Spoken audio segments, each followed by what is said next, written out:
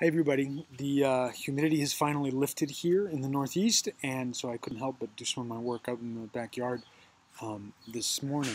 I just wanted to post a short video here to talk about some of the takeaways that we had from our synchronous Skype conversations over the last couple of days. On Tuesday, we had a conversation in which a group of us talked about the faculty meeting scenario, and then just this morning, the rest of us were able to gather and to discuss the math department overhaul scenario. And I think there are really two big areas of commonality in these two situations, and they overlap to a degree. The first is around the way people's time is used. In schools, time is obviously a very precious commodity, and people treasure it, whether that's faculty members' time that they might use to be at a meeting or to be doing something else, or curricular time, time in the classroom that might be used for content presentation or for something else. And so that's an important factor that influences on both of these. And second, and maybe the most important one, I think, is the fact that the most appropriate or most important goal for the faculty meeting or for the math program isn't necessarily the one that the people in the scenario seem the most worked up about. In both cases, there needs to be a certain realignment of the goals in question.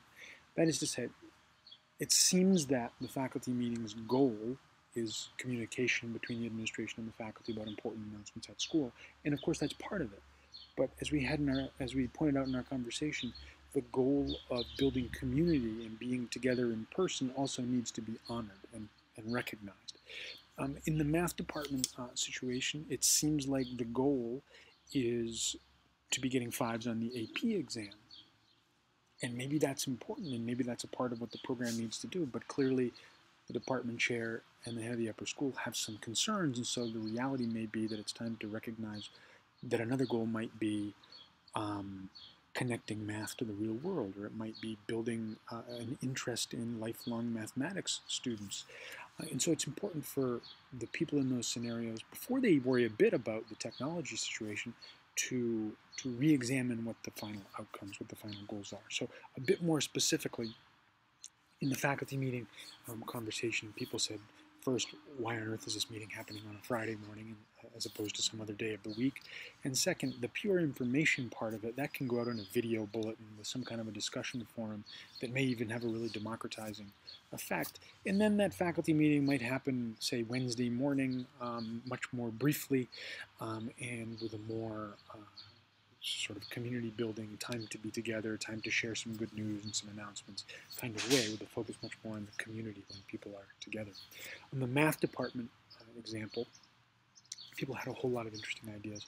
One being to really push the more innovative, more outreach-based model at the lower levels where there's less threat of sort of losing content in the AP courses. Others talked about ways in which those AP students might work as tutors both within their school with students at lower levels of math and maybe reaching out to other schools in their region. And there were really a lot of interesting solutions proposed for how that new department chair might go about tackling the issue. One thing I liked a great deal was that everybody was looking at the problems not as a problem of there's not enough technology involved here, but rather, where are the shortcomings of the institution? How does the meeting or the program need to be restructured and the goals be rethought out? And then how can technology serve those goals? So I hope that those conversations were a good opportunity to connect with peers and that they gave you a chance to hash out some of the content that we've been looking at over the course of this first week of OLE 1.